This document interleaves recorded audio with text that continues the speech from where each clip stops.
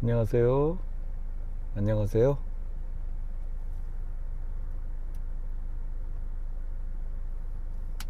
안녕하세요. 반갑습니다. 반갑습니다.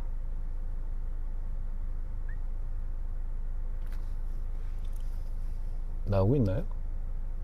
아직 시작됐습니다. 안녕하세요. 반갑습니다. 여러분, 오늘 굉장히 더운 하루였죠? 저도 오늘 바깥에서 좀 할 일이 있었는데요.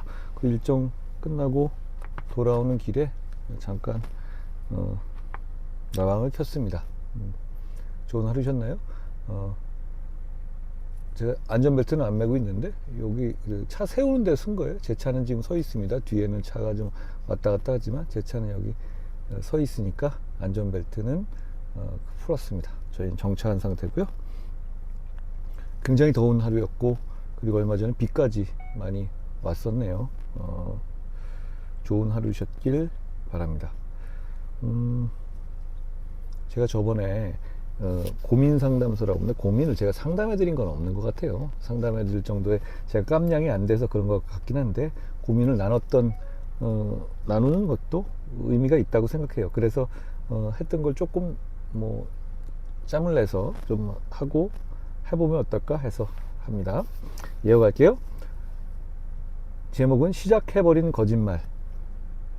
저는 50대 중년 여성, 이수진, 가명으로 불러달라고 하시네요. 저는 결혼을 한 적이 없는 미혼이에요. 이게 참 곤란한 게 50이 넘은 나이에 미혼이라는 걸 밝히기가 쉽지 않아서 본의 아니게 거짓말을 하게 돼요. 사람들이 제 나이쯤 되는 여자는 당연히 남편이 있고 자녀가 있다는 전제하에 대화를 시작하거든요. 초면이고 관계가 지속될지 어떨지 모르는 분들의 질문에 정직하게 대답했을 때 분위기가 이상해질 때가 많았어요. 남편은 무슨 일을 해요? 몇 학년이에요? 애는 몇 학년이에요? 사람들을 처음 만나면 대개 이런 식으로 대화가 시작되거든요. 언제부턴가 그냥 회사 다녀요. 애는 이제 다 컸죠 뭐, 이런 거짓말을 하게 됐어요. 그 순간을 모면하고 싶었고 오래 지속될 사람들은 아니니 그렇게 넘기면 될 줄 알았어요. 근데 또 일로도 자주 만나게 되고 대화도 이어지게 되다 보니 계속 거짓말을 하기가 힘들어요. 그렇다고 이제 와서 솔직해지자니 내 상황이 우스워지는 것 같고 어떻게 해야 할까요? 별것 아닌 것 같지만 저는 고민이에요. 괜히 거짓말 시작해가지고 감당이 안 돼요. 한동훈 대표님, 좋은 방법이 있을까요? 저는 우리 저 이수진 선생님 그렇게 하신 상황이 충분히 이해가 되는데요. 뭐 사생활의 문제고, 다른 사람들이 그런 질문을 할 때 조금 말 길어지기 싫으니까 이런 얘기를 이렇게 할 수 있죠. 뭐 제가 보기에 이수진 선생님께서 잘못하신 건 전혀 없습니다. 그런데 제가 조언이라고까지 드릴 건 없지만 이렇게는 한번 생각해 보고 싶어요. 제 생각에 다른 사람들이 남의 사생활을 오지랖 넘게 물어보고 그런 경우가 많이 있잖아요. 저는 그건 뭐 일정 부분은 어느 선을 넘으면 그건 무례한 거라고 생각하거든요. 근데 저는 가급적이면 새로 만난 분들이라든가 같이 근무하는 분들에게 가족이라든가 어떤 사생활에 대해서는 질문하지 않으려고 노력하는 편입니다. 그럼에도 불구하고 조금 제가 뭐 말이 나오는 경우도 있지만 그걸 좀 의식적으로 노력하는 편이거든요. 이렇게 한번 생각해 보시면 어떨까 싶어요. 그렇게 묻는 사람들이 실제로 정말 다른 사람에게 사생활에 정말 관심이 있어서, 정말 관심이 많아서 묻는 경우보다 그렇지 않은 경우가 훨씬 많은 것 같습니다. 다른 사람들한테 인간이 타인에게 그렇게까지 관심이 많은 것 같지는 않아요. 제가 지금까지 살아보니 그냥 좀 사생활 얘기가 나오면 조금 덜하고 예 그렇죠 하고 넘어가지는 정도로 좀 피하시면 어떨까 하는 생각을 갑자기 해봤어요. 특히 이제 일부러 막 그렇게 스트레스를 받으실 정도의 상황이라면 더더욱 그럴 것 같습니다. 좀 그 부분의 얘기를 덜 하면서 그냥 그러려니 하시면 될 것 같아요. 제가 보기에 다만 이수진 선생님께서 잘못하시는 건 전혀 없습니다. 충분히 저는 이해가 가는데요.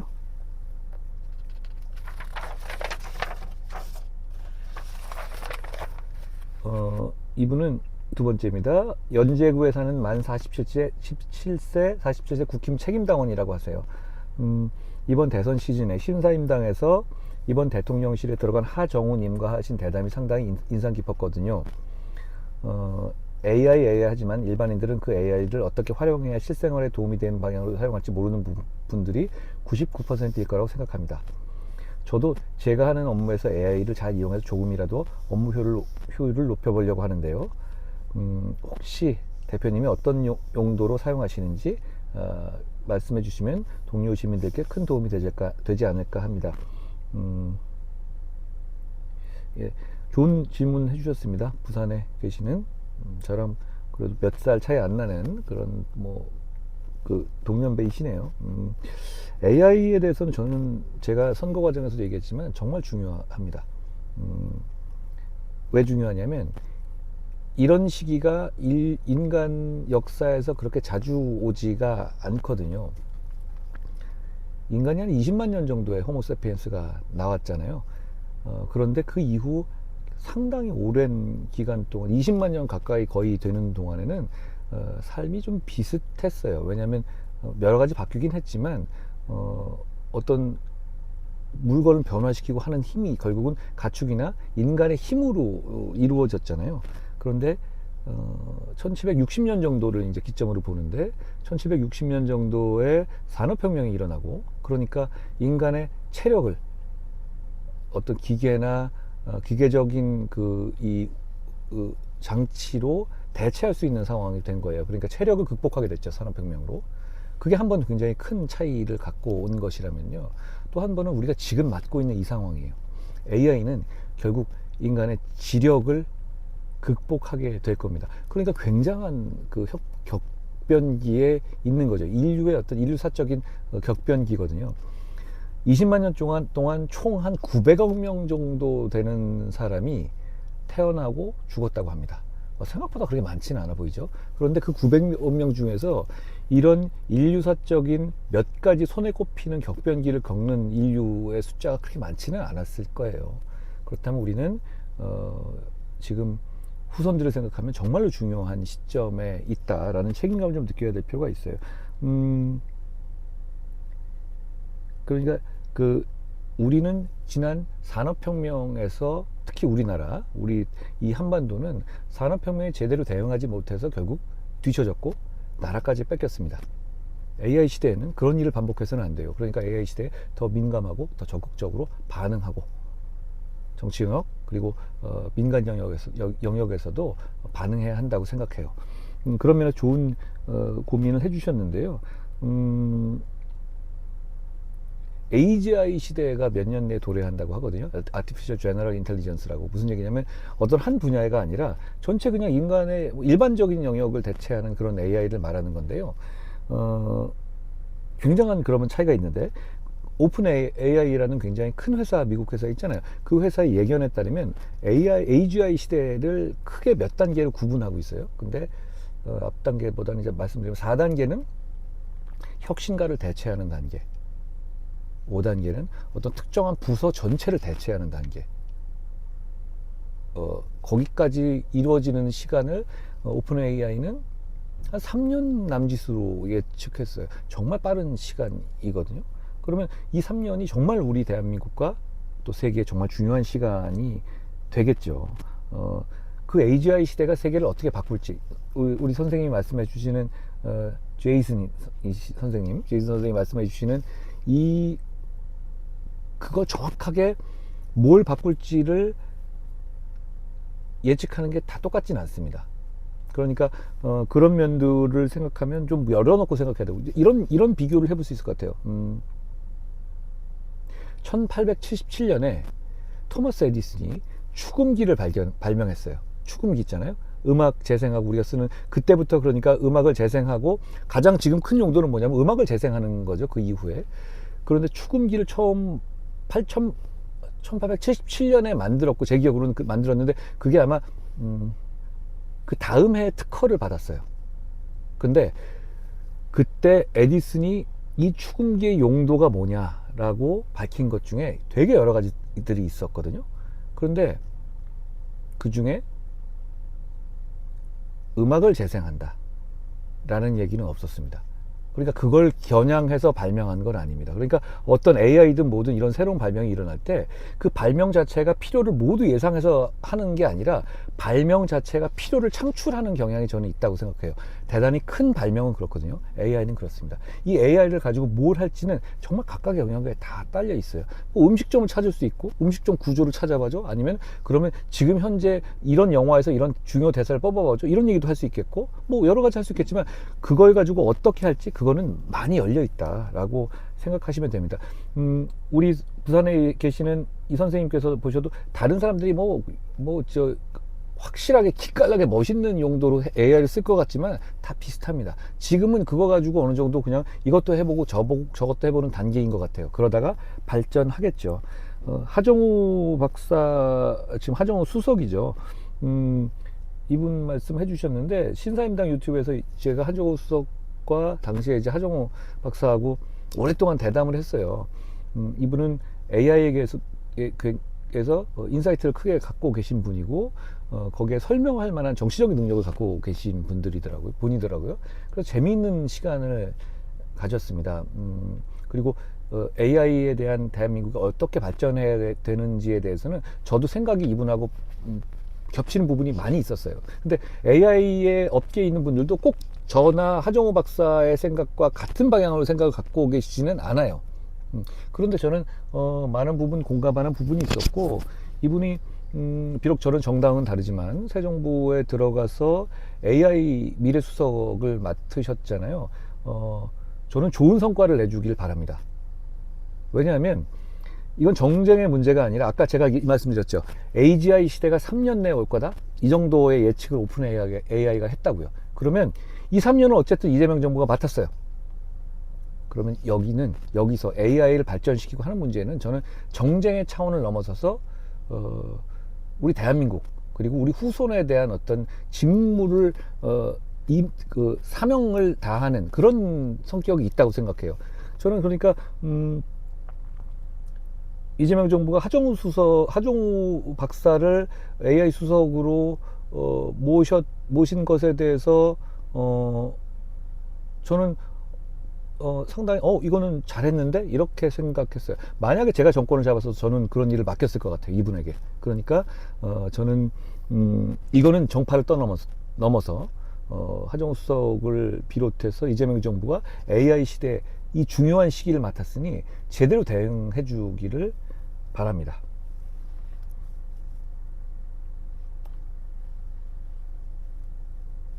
지금 끊겼나요? 나오고 있나요? 되고 있습니까? 예. 네.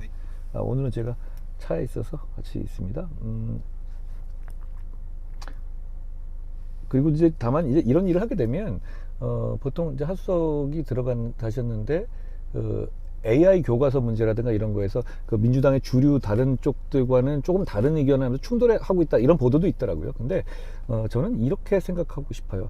이거는 전문 영역이에요. 그러니까 어떤 정치적인 문제가 아니라 그런 다양한 의견을 가지고 좋은 정답을 내는 데 있어서 이거 정치적인 싸움으로 이해하고 민주당이 늘 해오던 것처럼 서로 밀어내고 받아들이고 뭐 자기 편 아니면 쳐내고 이런 방식의 일이 있어서는 안 된다라는 생각을 해요.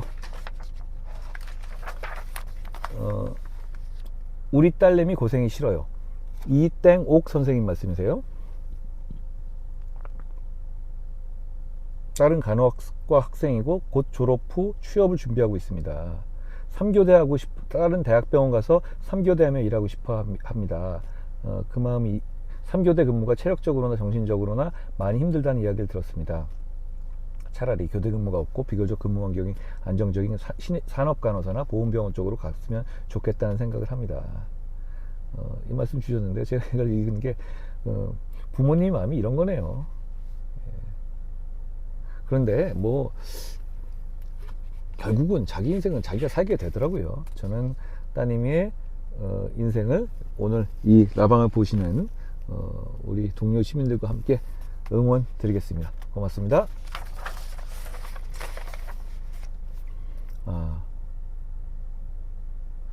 안녕하세요. 정치인 한동훈으로 생각하지 않고 카운셀러 한동훈님으로 생각하고 보내봅니다. 익명으로 하겠습니다. 저는 공직에 3년 정도 있다가 회전근개 파열이 발생하고 수술을 해서 현재 잠시 휴직 중입니다. 휴직 후 복귀를 해도 현장직으로 가야 할 것 같아서 다른 도전을 해야 할지 고민이 됩니다. 이분이 휴직을 끝내고 일을 하게 된다면 교순소 직종이라, 요게 교순소란 말이 공무원 시험 보는 분들이 쓰시는 말씀인데요. 교정직, 뭐 순경, 경찰직이죠. 그리고 소방직을 말씀하는 하는 약칭이거든요. 현장직을 해야 하기에 다른 직렬로 시험을 준비해 보려 합니다. 그러나 30대 중반이라 도전에 약간의 주저함이 있는 것도 사실입니다. 아직 결혼은 안 했고 여자친구는 있는 상황입니다. 다행히도 여자친구는 시험 보는 거 응원해주고 있습니다. 한동훈님은 정치인 이전에 검사로서 오래 계셨는데 중간에 다른 직종으로 바꿔야 될 생각하신 적이 있으신가요? 한동훈님이라면 제 상황에 어떤 결정을 하실지 궁금합니다.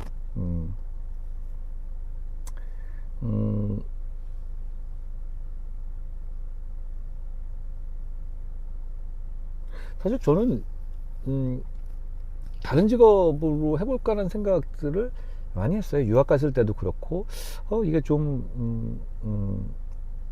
이 법조 영역이 꼭 나한테 맞는 것인가 라는 생각들을 여러 번 했던 것 같아요. 특히 이제 우리 이분도 한 선생님이네요. 한 선생님처럼 30대 20대 이때는 더더욱 그랬죠. 근데 이게 한 40대로 넘어오고 이렇게 된 다음부터는 그냥 인생이 같은 10년이라도 되게 금방 지나가더라고요. 그런 고민을 할 만한 그런 그 여유를 느끼지 못했던 것 같아요. 그러니 뭐 제가 막 조언을 드릴 정도의 카운셀러로서의 그 역할을 할 만한 정도는 아니는데요. 뭐 여러 가지 상황에 대해서는 잘 고려하십시오. 근데 다행히 여자친구께서 응원해 주신다니 정말 다행입니다. 보통 이럴 때 말리는 사람이 대부분이거든요. 그리고 공직이니까 그 교순소 직종이라 하더라도, 현장직이라 하더라도 꼭 이런 어려움이 있더라도 이거 자체를 유지 못할 거는 아니거든요. 선택의 문제잖아요. 근데 어려움이 있으시고 여기서 성취를 하는데 좀 한계가 있을 거라는 그런 생각에는 그 우려는 있을 수 있겠네요. 잘 결정하시죠. 우리는 인생을 딱 한 번 살잖아요. 그러니까 다른 사람의 인생에 대해서 이럴 경우 어떻게 할 것 같다는 얘기가 좀 무책임하거나 정확한 얘기는 아닐 겁니다. 여자친구랑 더 많이 얘기할 것 같아요. 저 같으면 더 많이 생각해 주시는 분 같으니까. 이거는 이제 이런 직업들이 결국은 자기 인생에서 큰 영향을 주잖아요. 잘 생각해 주시죠. 여기서 그리고 연세 나이도 어느 정도 있으시죠. 30대 중반이다 그러면 이 시험을 꼭 다시 다른 것에 도전하는 데서가 시간도 많이 걸리실 테고, 그런 점까지 생각해 보시면 어떨까 합니다. 뭐 다 떠나서 뭘 하시든 간에 저도 응원 드리고 여자친구분께서도 응원해 주신다니까 참 좋으시겠습니다. 고맙습니다.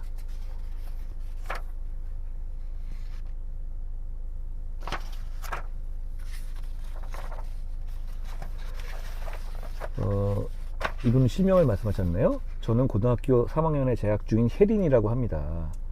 아직 진로를 명확하게 정하지 못했는데 쭉 하시더니 세상에는 멋진 일들이 너무 많아서 배우고 싶은 것도 많고 되고 싶은 것도 많아서 그 중에서 어떤 것이 저한테 맞는지, 앞으로 어떤 길을 선택해야 잘해 나갈 수 있을지 계속 고민 중이에요. 조언을 듣고 싶습니다. 좋은 말씀 덕분에 지칠 때마다 용기를 얻는 것 같아요. 고맙습니다. 근데 혜린님 같이 이렇게 세상에 멋진 일들이 너무 많아서 배우고 싶은 것도 많고 되고 싶은 것도 많다, 이런 사람이 많을 것 같죠. 근데 저는 그렇지 않은 것 같아요. 혜린님이 이렇게 생각하시는 거는 대단히 행복한 분 같은데요. 저는 별로 안 그랬거든요. 막 이게 뭐 너무너무 세상이 아름답고 멋지고 그래서 하고 싶은 게 맞다, 이런 생각을 그런지는 못했던 것 같아요. 그런데 이런 혜리님이 이런 생각을 가지고 계시다는 것 자체가 대단하시네요. 그러니까 계속 이것저것 해보시면 어떨까 하는 생각이 듭니다. 그리고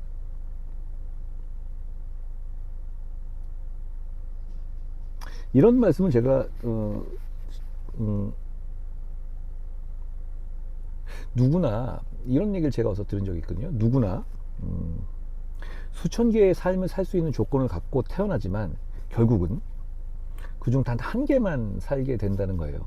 결국은 뭐 이 조언이라는 것들이 절대적인 걸 수가 없어요. 여러분 포함해서 저희는 모두 한 번만 살잖아요. 그러니까 여러 가지 우연이 겹치고 우연을 필연이라고 착각하기도 하고, 그리고 관계에서 도움받기도 하고, 행운과 불행운이 겹치는 관계에서 그 시줄과 날줄 사이에서 우리가 있는 거잖아요. 그러니까 뭘 어떻게 란 조언은 없습니다만, 뭐 어떤 저는 이 혜리님 이렇게 이 고3이신 혜리님 보면서 요건 좀 부럽게 생각합니다. 이런 분 흔치 않습니다. 그걸 본인이 굉장히 그런 면에서 대단한 사람이라는 거를 아시면 좋을 것 같아요. 고맙습니다. 나르시스트 상사 때문에 힘들어요. 대구에 사는 미혼 직장 여성입니다.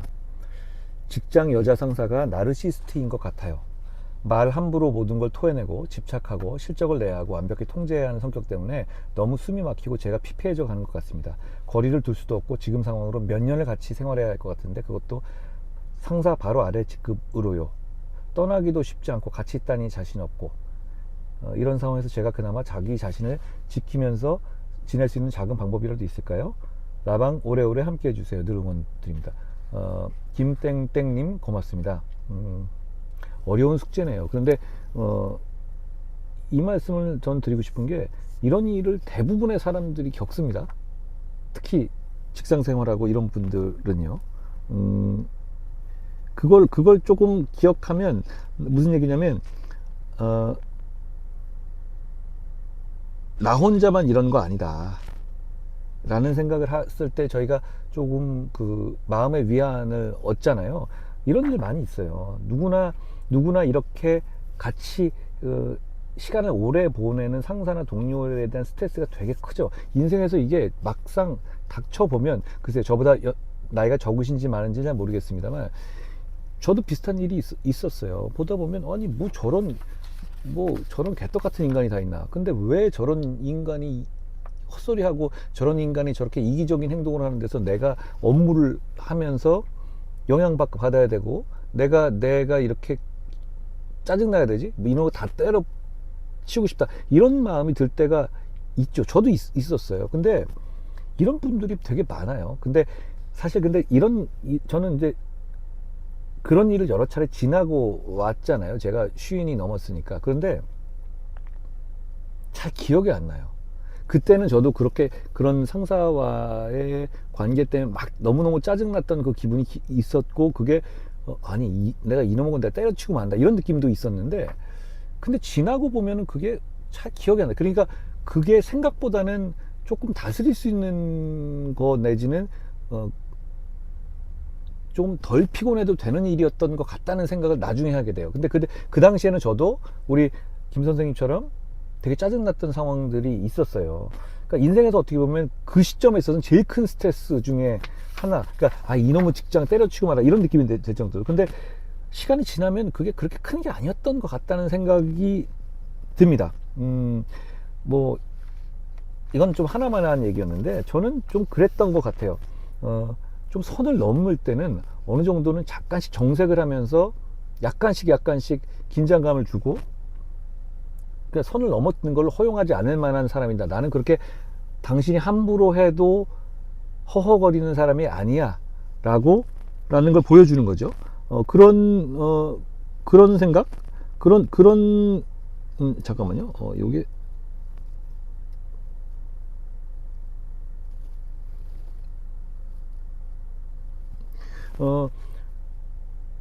그런 생각을 하면서 이 선을 못 넘게 하는 거는 필요한 것 같아요.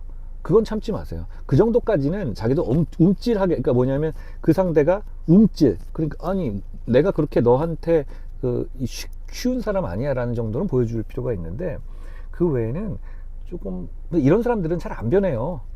그러면 좀 스위치를 끄고 그냥 너는 너대로 해라 라고 하는 귀를 좀 한 귀로 듣고 한 귀로 흘리는 그 연습을 좀 하는 게 저는 좀 그랬어요. 저는 그런 사람들 보면 뭐 좀 가짜잖아요. 업무적으로도 그렇고. 그런데 그걸 그래 너는 그래 하고 자기 일은 그냥 하고 그 부분에 대해서의 어떤 접촉면을 최소화하려고 노력했던 것 같아요. 고맙습니다. 힘내세요. 힘드시겠네요. 예. 김땡땡님, 대구. 예. 대구 참 덥겠습니다. 오늘 서울도 더웠는데.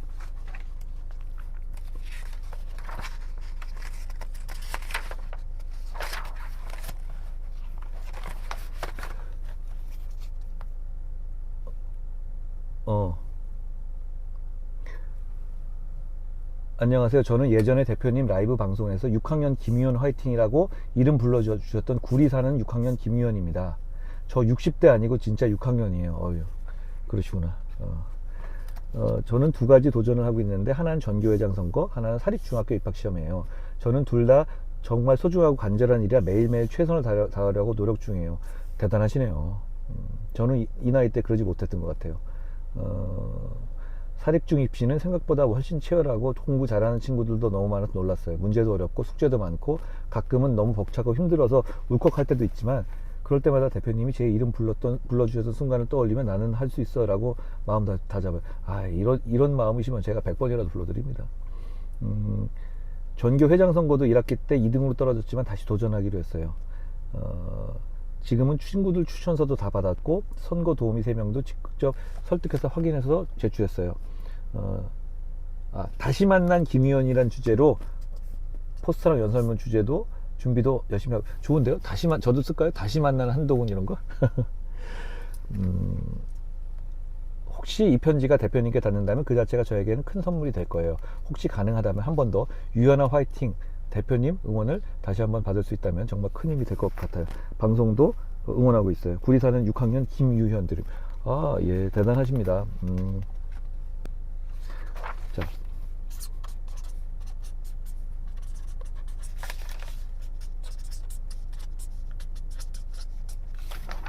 자, 김유현 화이팅입니다. 원하시는 거 그리고 즐겁게 사십시오. 국민학교 6학년 때 저 국민학교 6학년 때 좋았던 것 같아요. 저도 기억나는 얘기들이 많이 있습니다. 김유현 화이팅.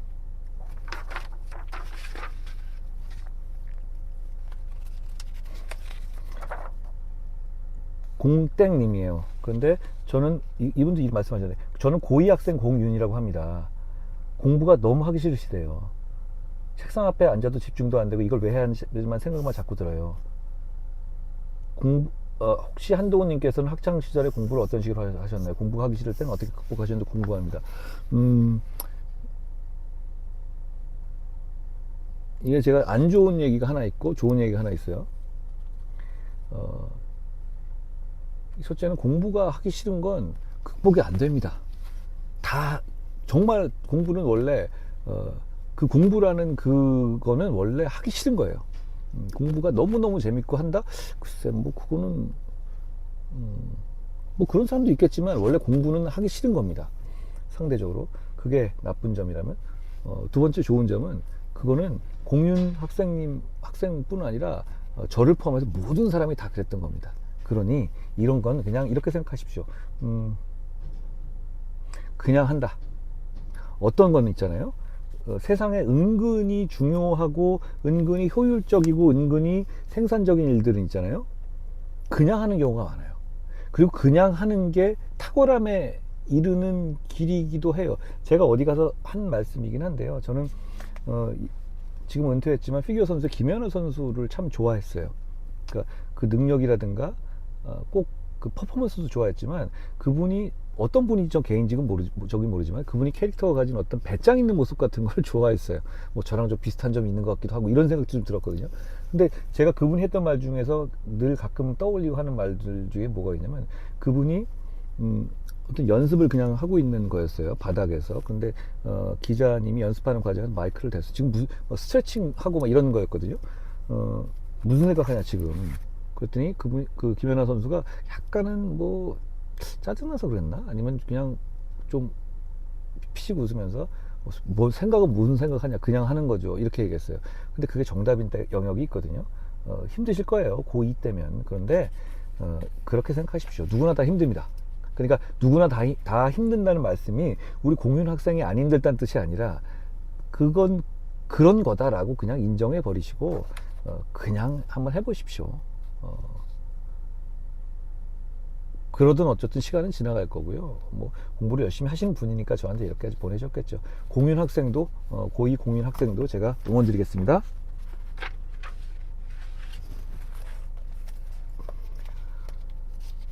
오늘 생일인데 주변에 축하해 줄 사람이 아무도 없네요. 곽민호 화이팅 한 번만 외쳐주세요. 곽민호 화이팅.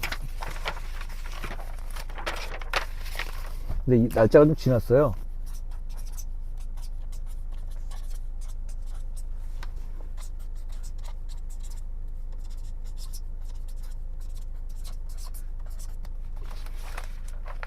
자, 곽민호님 생일 축하합니다.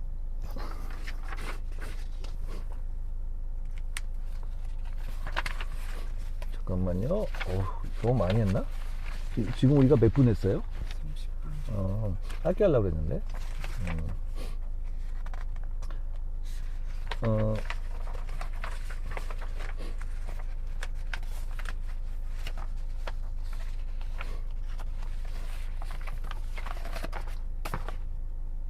잠깐만요.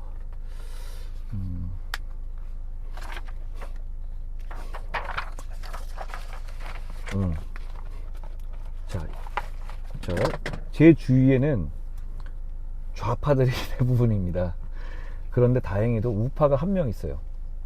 자연스럽게 그 친구랑 자주 만나게 됐고 친하게 됐어요. 그런데 이 친구가 부정선거를 믿어요. 계엄으로 계몽되었다고 윤석열 전 대통령은 구국의 영웅이라고 믿고 있어요. 이런 이유의 유튜브를 구독해서 이 생각이 점점 더 강해지는 것 같아요. 예전에 이 정도 아니었거든요. 그 생각 바꿔보려 했지만 오히려 이 친구가 제 생각을 바꾸려 노력한답니다.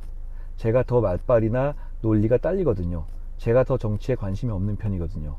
네가 잘 몰라서 그래. 그러면 할 말이 없어집니다. 그러다 보니 이 친구를 만나기가 점점 싫어집니다. 제가 친구가 많았다면 덜 만나거나 그냥 그러려니 넘길 텐데 유일한 우파 친구이다 보니 저도 아쉬운 건 사실입니다. 어떻게 하면 좋을까요? 이 친구의 생각을 바꿀 수 있을까요? 익명도 좋다고 하셔서 익명으로 보내요. 고맙습니다. 뭐 사람이 여러 가지 이 면이 있으니까 그런 점 말고도 이분이 뭐 친교하시기에 좋으시고 그게 불편하지 않으시면 가급적이면은 그분한테 좀 시간을 들이시고 이 부분 논쟁은 서로 길게 하지 않으셔도 좋을 것 같아요.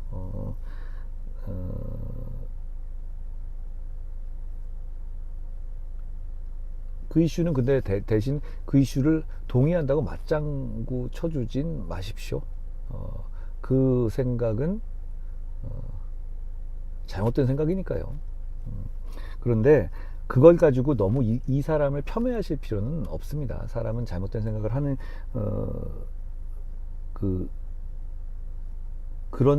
인간은 그런 존재니까요. 근데 이런 면을 제가 말씀드릴게요. 비슷한지는 몰라도 제가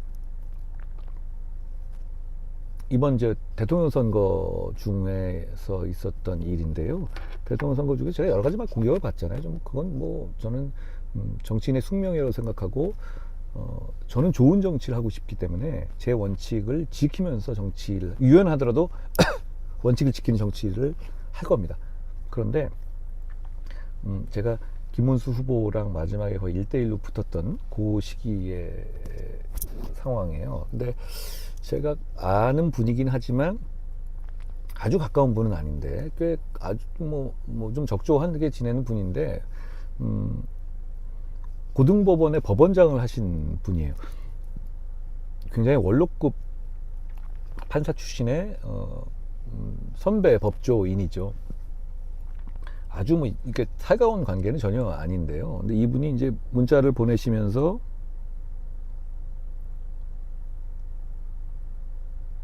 저를 꼭 보자는 거예요. 그때 제가 김문수 후보가 이제 한덕수 총리랑 막 연합해서 마치 뭐 뭐 나중에 여긴 같은 팀인처럼 약간 좀 뭐 밖에서 얘기하듯이 사기치듯 한 거다. 친구들이 이렇게 하는데 그렇게 하면서 저를 이제 그렇게 포위하고 공격하는 그런 구도였어요. 저는 이제 그걸 용인하지 않은 상황이었고요. 그런 상황에서 제가 굉장히 바쁘잖아요. 그거 후보로서 너무너무 바쁘고 피곤한데 이분이 이제 평소에 잘 알던 분이 아닌데 꼭 저를 봐야 하겠다는 거예요. 그래서 아니 제가 자꾸 미루다가 그러다가 제 집 앞에 11시 반이 넘어서도 꼭 한 번이라도 만나야겠다라는 거예요. 그러면 또 그렇게까지 하시면 또 안 만나기가 어렵잖아요. 그래서 만났어요. 만났는데 이분이 저한테 하시는 말씀이 김문수 후보로는 절대로 이재명 후보를 이길 수 없다. 그럼 나라가 너무 어려워진다. 당신이 되면 이길 수 있다. 당신이 되면 중도 확장도 가능하고 결과적으로 그게 세대 교체를 얘기하고 그래서 그리고 당신이 이재명 대표 후보가 갖고 있는 어떤 이 범죄라든가 사법 리스크를 제대로 공격할 수 있을 것이고 당신이 어떤 새 시대에 대해서 정책을 갖고 있으니까 뭐 이런 좋은 말씀 하시고 너무 맞는 말이야. 너무 고마운데 그런데 그러기 위해서는 정말 한 가지만 해주면 자기를 비롯한 많은 사람들이 당신한테 올인할 거고 그렇게 되면 당신은 이길 거다. 근데 그 말이 뭐라고 하셨냐면 저보고 이제 저는 부정선거 음모론을 배격한 정치인이잖아요. 보수 정치인 중에서. 그런데 사실 탄핵 이후에 부정선거 음모론을 저처럼 정면으로 이건 아니다라는 입장을 견지한 정치인이 거의 없습니다. 그만큼 그 영향력과 광풍이 심했었죠. 그런데 뭐 대통령까지 그걸 들고 나와 버렸으니까 그런 상황이 된 겁니다.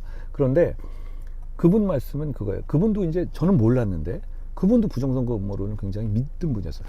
그 고법원장까지 하신 분인데 그러면서 저한테 그냥 눈 딱 감고고 대통령이 되면 부정선거를 확실히 수사해서 밝혀내겠다. 요 얘기를 지나가는 말이라도 살짝이라도 어디 가서라도 뭐 글로 올리든 한마디만 해달라는 거예요. 그것만 해주면 자기들이 당신을 정말로 저를 지지하고 그래야지 그렇게 되면 자기들까지 힘을 합치면 이제 이재명 후보를 이길 수 있다 이런 얘기였어요. 근데 저는 이제 그분이 대단히 학식도 풍부하고 여러 가지 성품이라든가 좋은 분이었거든요. 저는 그분이 부정선거 음모를 믿는 줄 몰랐죠. 그러면서 조금 더 나아가서 사실은 일본 쪽에 이미 미국의 항공모함이 와 있다. 트럼프가 와서 이제 곧 이거는 이제 그 부정선거는 이제 밝혀진다. 이러시는 거예요. 제가 약간 좀 이게 정말 좀 지금 현재 이 음모론이 정말 많이 퍼져 있구나 이런 걱정을 정말 했어요. 물론 저는 그걸 따르지 않고 그분에게서 설명을 했지만 문제는 그런 정도 상황이면 어떤 단기간의 논쟁과 설득으로 그게 설파가 되질 않아요. 그게 왜 아니고 하니까 이분은 고법원장까지 하셨던 분이고 판사 출신이기 때문에 그런 식의 소양이 없는 분이 아니거든요. 그러면 결국은 이런 분들에게는 저는 좀 시간을 드려야겠다 이런 생각을 좀 했습니다. 우리 선생님도 그런 생각을 좀 해주시면 어떨까 싶어요. 뭐 말씀 나온 김에 이런 거예요. 음모론이라는 거는요. 그 사람의 어떤 그 한계에서 비롯되는 거거든요. 음모론은 한마디로 말하면 매력적인 단순화예요. 그러니까 어떤 현상이 있고 어떤 자기가 보이는 눈에 꽂힌 현상이 있거나 있으면 한마디로 말해서 이게 다 우연일 리 없다 이렇게 요약할 수 있어요. 그런데 세상은 인간이 파악하지 못하는 어떤 변수, 우연, 그리고 실수, 그리고 이상한 불합리로 인해 가지고 여러 가지 변수로 어떤 사건이 진행되는 경우가 대부분이거든요. 그런데 음모론은 그게 우연일 리가 없고 이 변수는 요것뿐이고 요 상황에서는 이거야 라고 비약하는 거예요. 근데 그거를 어느 정도 논리를 갖추면 이 음모론은 구조가 되게 빈약하기 때문에 오히려 다른 여러 가지 정황사실을 맞춘 다음에 이거를 사람들한테 퍼져 나가면서 힘을 갖게 됩니다. 예를 들어서 지구가 뭐 구형이 아니라 평평하다는 말 같은 것도 뭐 말 같지도 않은 거지만 그런 식의 그럴싸한 과학적 근거 비슷한 걸 대는 거예요. 그러니까 예를 들어서 근데 그런 거는 음모론자는 어떤 작은 실수나 우연이 엄청난 결과를 받으로 이어질 수 있다라는 우울한 현실, 그리고 별로 매력적이지 않은 현실을 받아들이지 못하는 겁니다. 어떤 몇몇 특정한 사람들이 이렇게 다양한 인간관계, 다양한 어떤 변수, 그리고 이 변수들 간의 상호작용을 은밀하게 마음대로 조종할 수 있다라고 믿는 거거든요. 근데 그게 조종하는 것이 지금 불가능하다는 점을 인정하지 않는 거예요. 음모론은 저는 그렇게 봅니다. 그러다 보니 책임 있는 사람들, 그리고 이 좀 어떤 지위에 있고 그 사람을 통해서 그러니까 그 사람의 어떤 이 사람이라면은 허튼 소리 안 할까라는 믿는 사람, 그런 사람들의 말이 중요한 거예요. 그런 면에서 저는 윤석열 대통령이 부정선거 음모론을 그렇게 표면화시켰다는 것을 대단히 큰 잘못이라고 생각해요. 그런 생각들, 음모론이 B급 테이블에 있을 수는 있는데 그런 방식으로 대통령 같은 사람이 문제를 제기하잖아요. 그러면 이게 주류의 일부가 되는 거예요. 대통령이 말했는데 뭔가 있겠지, 우리가 모르는 다른 정보가 있겠지, 이런 거거든요. 그런 정보 없습니다. 그런 정보가 있으면 지금 나와야죠. 왜 아무도 여기에 대해서 근거를 대는 사람이 없나요? 숫자가 있다 이렇다 이런 거 말고 정확한 근거 말이죠. 왜 못 되냐? 그런 게 없기 때문입니다. 결국은 이런 현대사회의 무작위성, 그렇죠? 무작위성, 물론 다 인과관계 있지만 그걸 다 파악하기는 어려운 거예요. 무작위성이나 우연성을 불편해합니다, 인간의 속성이. 그런 불편한 속성을 파고 들어가는 게 뭐냐면, 이런 음모론으로 다 이건 이렇게 단순한 거야 라고 해주면 자기 기준에선 그걸 혹하게 되는 것이고, 그걸 파고 들어가는 게 음모론이 퍼지는 과정이에요. 그렇지만 좋은 정치는 음모론을 멀리해야 합니다. 저는 좋은 정치 하겠다는 말씀 드립니다. 그런데 우리 선생님은 너무 이런 거에 싸우려고 하시지 마시고 그 부분은 그냥 우린 이 얘기는 우리 넘어갑시다 라고, 상대가 좋은 분이라면 그렇게 해주셔도 좋을 것 같아요.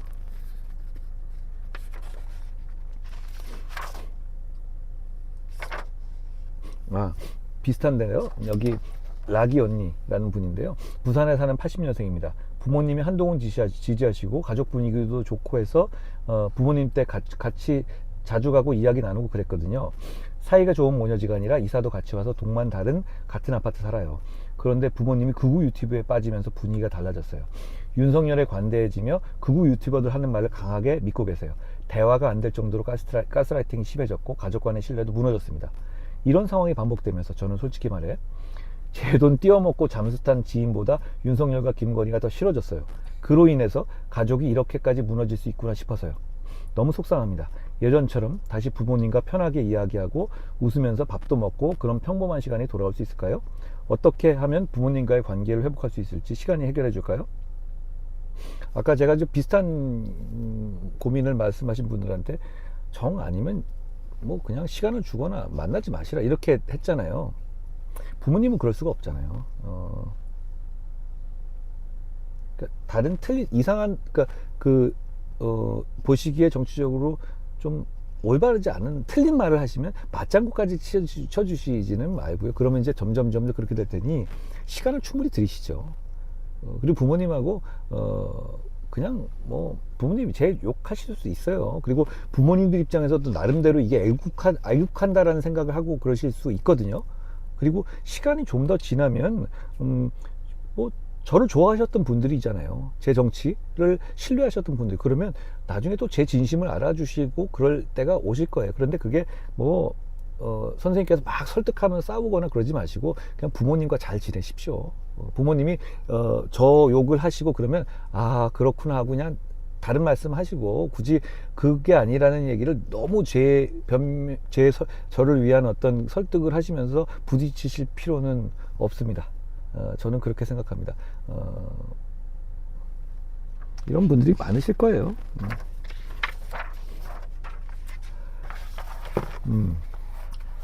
좋아하는 사람이 있는데 어떻게 말을 걸지 모르겠습니다.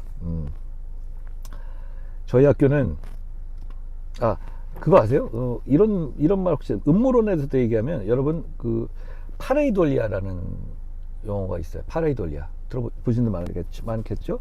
그게 뭐냐면 인간이 어떤 무의미한 자극이나 현상이나 이런 걸 보면 자꾸 패턴으로 인식하려고 하는 경향을 말하는 거예요. 그러니까 예를 들어서 구름을 보면 구름에서 갑자기 십자가 모양을 보거나 구름에서 무슨 동물의 형상을 본다든가, 그러니까 뭔가 자기가 아는 머릿속에서 있는 한계 내에서의 그걸로 자꾸 패턴을 만들어내는 걸 파레이돌리아라고 해요. 예를 들어서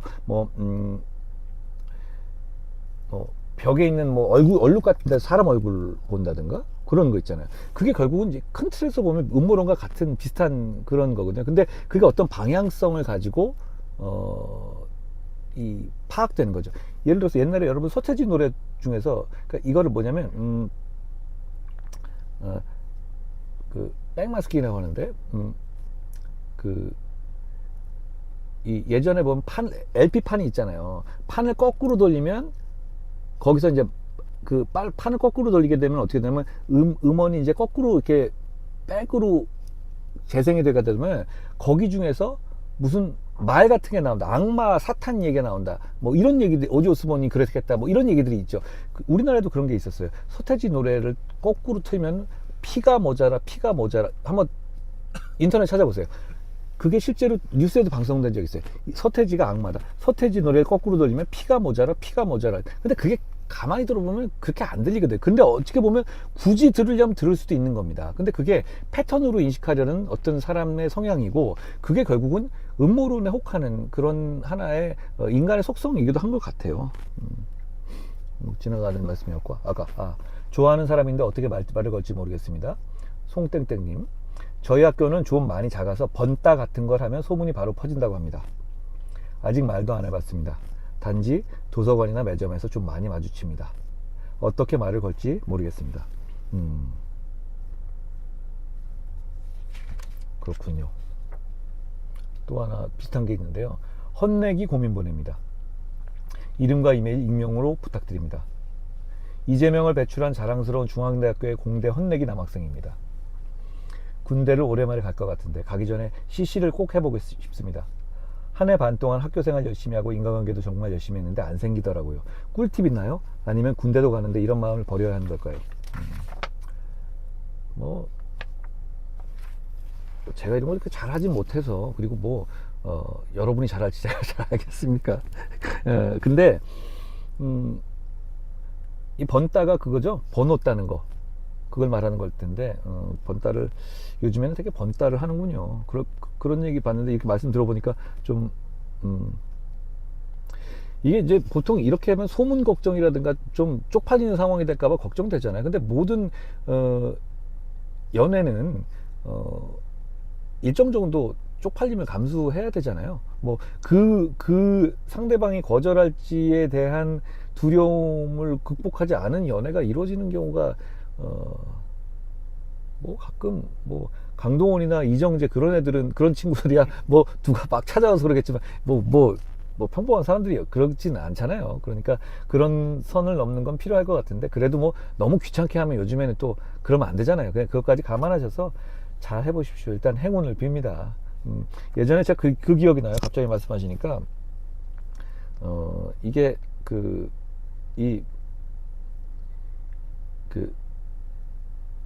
제 친구 중에서 대학교 때 친구인데, 이 친구가 되게 유쾌한 친구가 있었어요. 근데 이제 그때는 번따가 아니라, 왜 번호가 없거든요. 그러니까 삐삐는 생겼어요. 그러니까 어느 정도 좀 몇 년 지난 다음에 삐삐인데, 저 1, 2학년 때 삐삐 같은 게 없었어요. 근데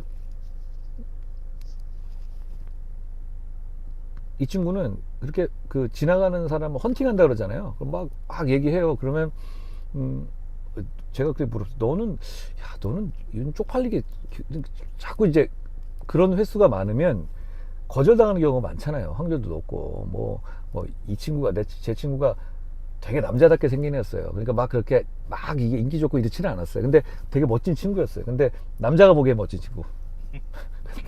근데 뭐 자꾸 이제 까이고 오는데, 야 너는 뭐라 이렇게 까이면 뭐라고 하냐. 우리 학생회 같은 데서 저는 이제 서울대학교를 다녔잖아요. 막 그런 얘기가, 이 친구는 동문과 다니는 친구예요. 동문과, 독일어 동문과, 독어문학과. 근데 아니 너는 뭐 하고 어떻게 매번 까이고 오면서 뭐라고 하냐. 되면 되고 사귀기도 하는데 실패 확률이 높잖아요, 이게. 그러면 이제 얘는, 자기는 그런데요. 그냥 일단 딱 봐서 딱 가서 분위기가 안 좋으면 그냥 농담입니다 이렇게 온대요. 뭐 만나자고 한 다음에 뭐 그러고 이제 온다고. 또 한 번은 막 얘기해서 막 좀 너무 이상할 것 같으면 그냥 예수 믿으세요 그러고 온다는 거예요, 자기는.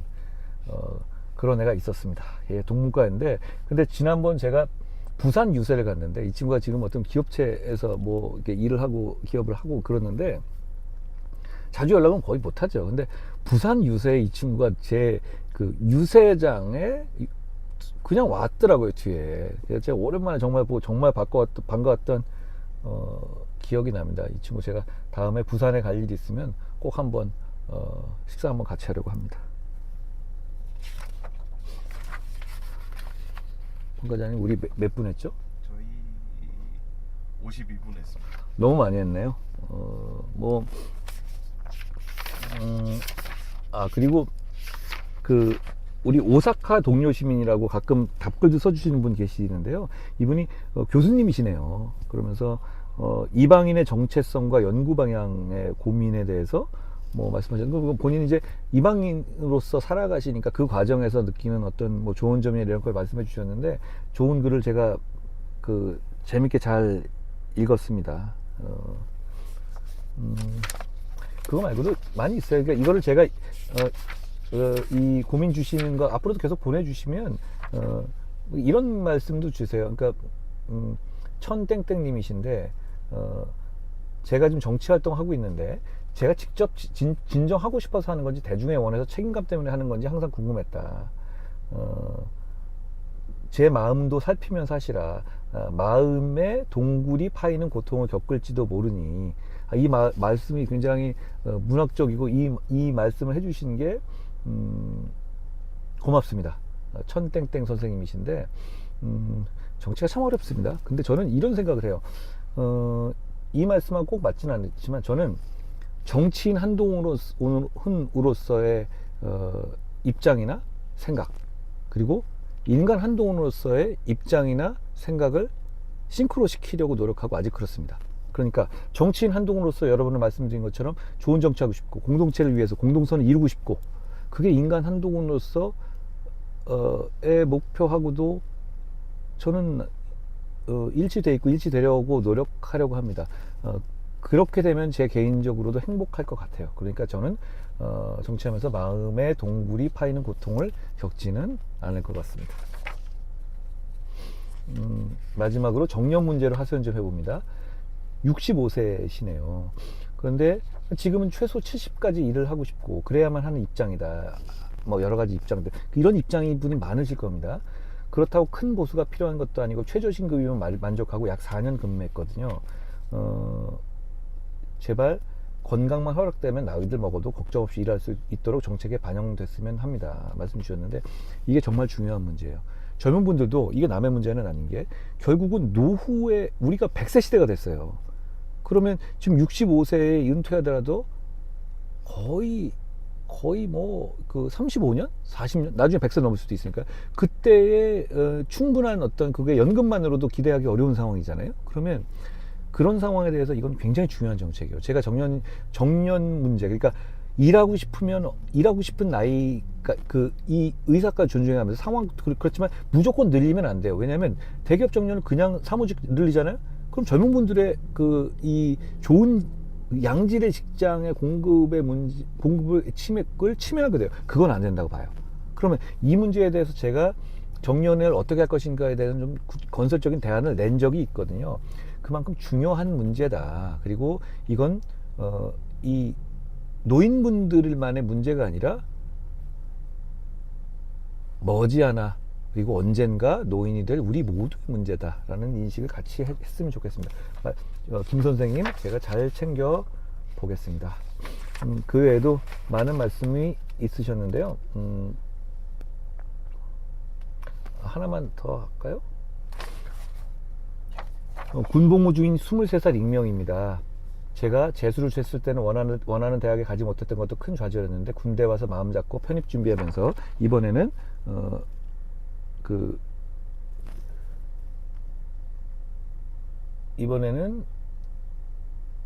잠깐만요. 좋은 결과 얻고 싶다는 생각으로 열심히 노력했습니다. 근데 요즘 들어 편입도 실패할지도 모른다는 불안한 생각이 자주 들면서 마음이 너무 힘듭니다. 부모님께는 항상 괜찮다고 말씀드렸고 기대도 많이 하시고 계신데 또 실망을 드리게 될까봐 걱정이 됩니다. 이번에도 원하는 결과를 얻지 못하면 정말 부끄럽고 죄송한 마음에 얼굴을 들 자신이 없을 것 같습니다. 저 자신이 점점 부족하게 느껴지고 앞으로 어떻게 살아가야 할지 막막해지는 순간들이 많아져 겁이 납니다. 긴 글 읽어주셔서 감사합니다. 실패할지도 모른다는 불안한 생각이 자꾸 들면서 마음이 너무 힘듭니다. 근데 이게 인생에서 반복되는 것 같아요. 23살이시잖아요. 앞으로도 이런 상황은 이 고비를 넘기셔도 계속 될 겁니다. 그런데 다 이렇습니다. 그리고 그게 인생의 어떤 숙명 같아요. 근데 이럴 때는 이런 불안한 마음 있잖아요.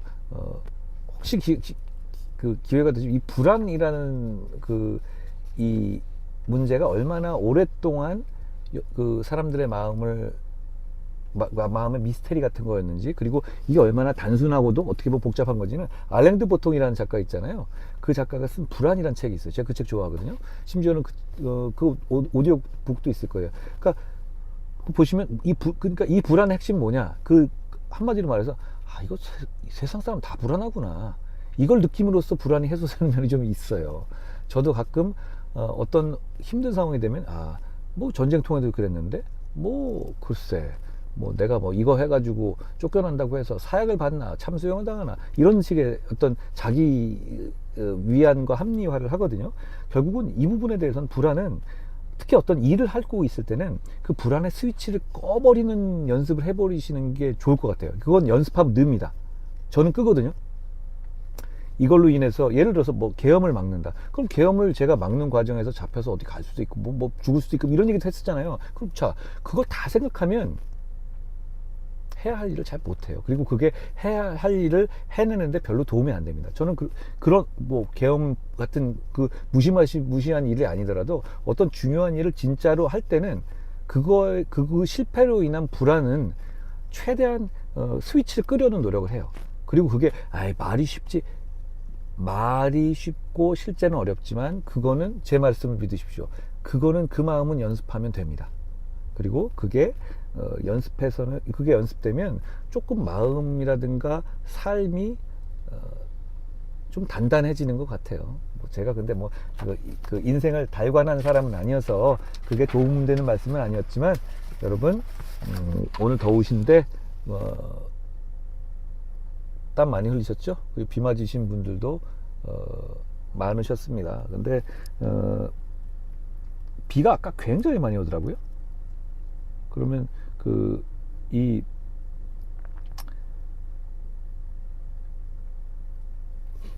제가 전에 제가 만화책 좋아한다는 말씀 드린 적이 있었죠. 그게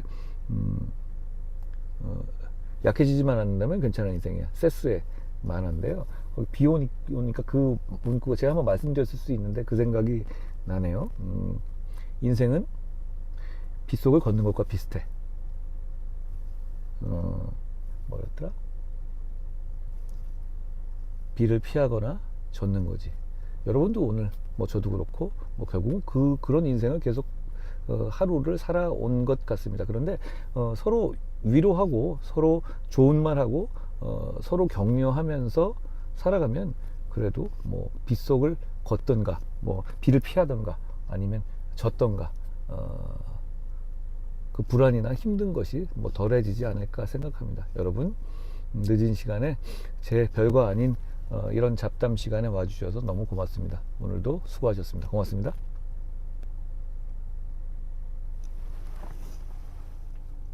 황 과장님 고생하셨어요. 고생 많으셨습니다.